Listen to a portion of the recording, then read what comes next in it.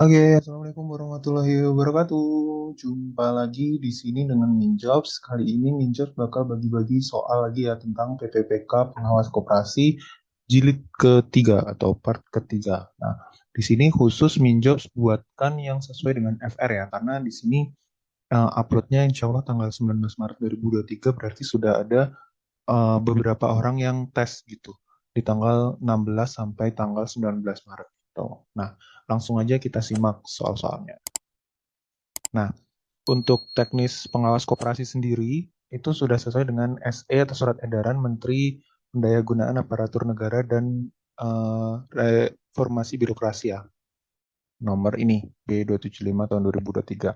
Apa saja kisi-kisinya itu ada yang ini menerapkan monitoring evaluasi vokasi kebijakan mengenai koperasi, pengelolaan koperasi, peraturan perundang-undangan, landasan hukum, ini konsep laporan, terus monitoring berdasarkan pedoman, terus landasan hukum, gitu ya, kesehatan koperasi kayak gini. Nah, ini yang ditunggu-tunggu FR-nya yang sudah ujian sampai 19 Maret itu ada seperti ini ya. Masih ada lagi beberapa sebenarnya gitu. Nanti part 4 insya Allah Minjers bakal bahas lagi gitu ya. Jadi mulai ada klasifikasi usaha koperasi atau KUK gitu ya.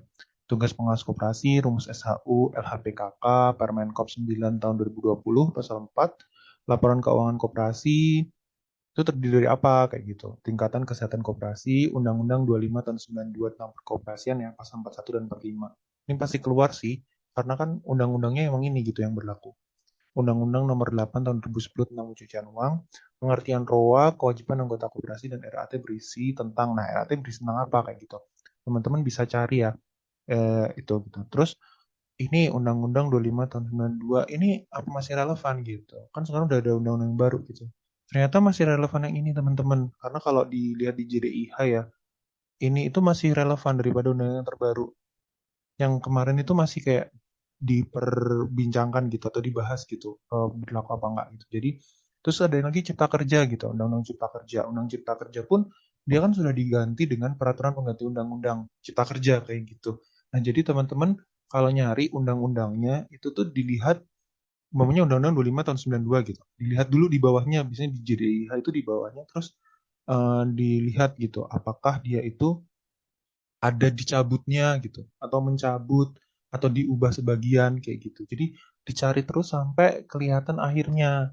Terus setelah kelihatan akhirnya, dilihat lagi gitu. Dicabut dengan itu tuh murni diganti atau dicabut sebagian. Kalau dicabut sebagian berarti mana nih yang dicabut kayak gitu. Jadi coba dicari, dipelajari kayak gitu.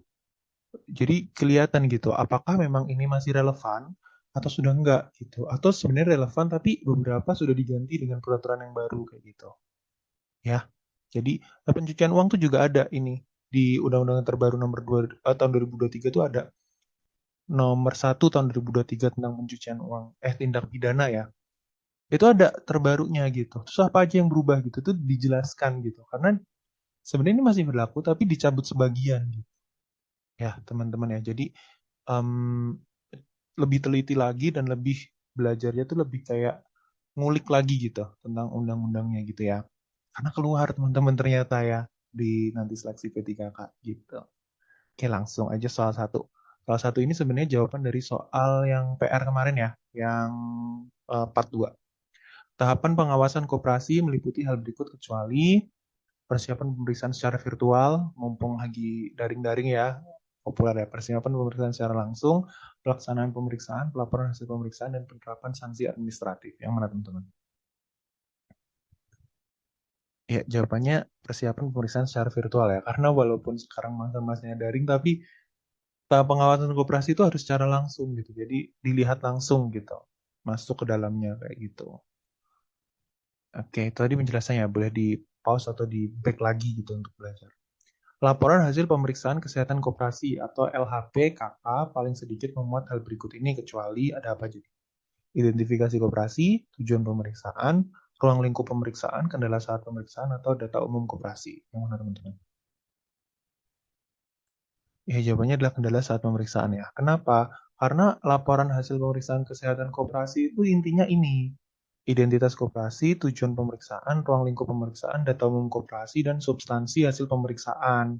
Tidak ada yang namanya kendala seperti itu ya. Ya teman-teman yang udah di pengawas koperasi pasti sudah tahu ini. Gitu. Nah, substansi hasil pemeriksaannya itu ada apa aja ini? Temuan-temuannya, rekomendasi tindak lanjut, jadwal penyelesaian tindak lanjut, nama dan tanda tangan tim pemeriksa dan tingkat kesehatan koperasi, gitu ya. Oke, soal nomor 3. Landasan hukum berdirinya koperasi adalah, ini tadi udah disebutin ya yang mana ya, jadi teman-teman udah pasti tahu. Jangan sampai rancu, kasihan kalau sebenarnya teman-teman udah tahu gitu jawabannya, tapi salah ngeklik atau rancu gitu. Nomor mana ya, 25 apa 22 ya gitu, atau 9 berapa ya kayak gitu. Ya, gitu. Nah, landasan koperasi sendiri itu sebenarnya Pancasila dan Undang-Undang Dasar 1945. Asasnya kekeluargaan. Nah, ini tercantum pada Undang-Undang Nomor 25 Tahun 92 Pasal 2. Kayak gitu ya. Soal nomor 4, model sendiri dari koperasi berasal dari berikut ini kecuali. Di Undang-Undang yang tadi ya, 25 tahun 92, iya bener nggak sih? Iya bener, 25 tahun 92, itu tuh ada yang namanya model koperasi. Itu ada yang salah satunya adalah model sendiri, kayak gitu, satu model pinjaman kan. Nah, model sendirinya tuh dari mana teman-teman? Nah, ada simpanan pokok, simpanan wajib, bank lembaga keuangan, dana cadangan, nama hibah. Dari kelima ini yang salah yang mana? Benar, jadi bank dan lembaga keuangan lainnya ya, karena modal sendiri itu didapatkan dari sini, simpanan pokok, wajib, dana cadangan, dan hibah. Ini ada di ini Undang-Undang 25 tahun 92 pasal 41 ayat 2. Oke ya. Soal nomor 5. Manakah yang merupakan perumusan SHU per anggota? SHU per anggota ya, bukan satu koperasi ya, per anggota. Apakah A, B, C, D, atau E? Ya, jawabannya adalah yang A, SHUA. Sisa hasil usaha anggota adalah jaminan usaha, salah. Jasa usaha anggota dan jasa modal anggota. Nah, ini tuh diterangkan pada Undang-Undang Nomor 25 Tahun 92 Pasal 45 bahwa sisa hasil usaha yang dibagikan kepada anggota tuh sesuai dengan jasa usaha. Nah, jasa usahanya ini ada tuh di bawahnya itu terdiri dari transaksi usaha dan partisipasi modal. Jadi rumusnya SHUA, sisa hasil usaha anggota itu ya ini jasa usaha anggota sama jasa modal anggota kayak gitu ya. Nah, ini yang nomor 6 dan 7 itu PR, teman-teman. Coba nanti dijawab di kolom komentar ya. Gitu. Nanti part 4 Minjobs insya Allah bahas lagi gitu. Sambil kita cari FR-FR lagi ya. Gitu. Berikut ini yang tidak termasuk dalam tindakan pencucian uang menurut Undang-Undang Nomor 8 Tahun 2010 adalah ternyata pencucian uang tuh ada keluar nih di korupsi. Di korupsi. Di soal pengawas koperasi. Ya. Apakah korupsi, penyuapan, penyeludupan tenaga kerja di bidang perbankan atau di bidang perkoperasian? Coba ya. Terus nomor 7, orang yang menerima pembayaran atau menggunakan harta kekayaan yang diketahuinya atau patut diduganya merupakan hasil tindak pidana pencucian uang, dipidana dengan pidana penjara paling lama berapa tahun dan denda paling banyak berapa rupiah? Nih kira-kira. Apakah 20 tahun 10 miliar, 20 tahun 5 miliar, 5 tahun 1 miliar, 5 tahun 2 miliar, atau 5 tahun 10 miliar? Silakan teman-teman jawab ya di komen di bawah gitu. Tapi bisa di back lagi kalau umpamanya tadi minjer selalu cepat gitu. Nah, bagi teman-teman yang pengen dapat ebook gratis tentang koperasi, pengawasan koperasi, gitu bisa klik link berikut atau juga klik linknya ini nanti akan ada di deskripsi gitu ya. Atau chat WA aja di nomor 08953512914440. Seperti itu. Nah, kalau umpamanya yang belum tes nih, ingin lulus seleksi P3 ke pengawas koperasi, Minjobs ada bimbel di Crowdjobs dengan harga 110.000 5 kali pertemuan.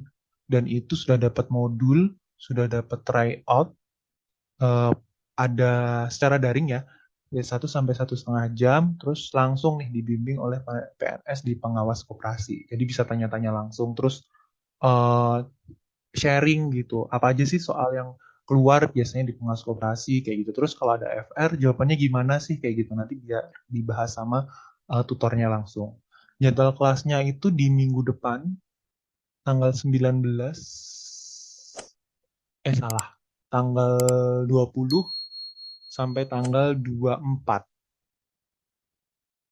Iya, tanggal 12 sampai tanggal 24 pukul 8 gitu ya.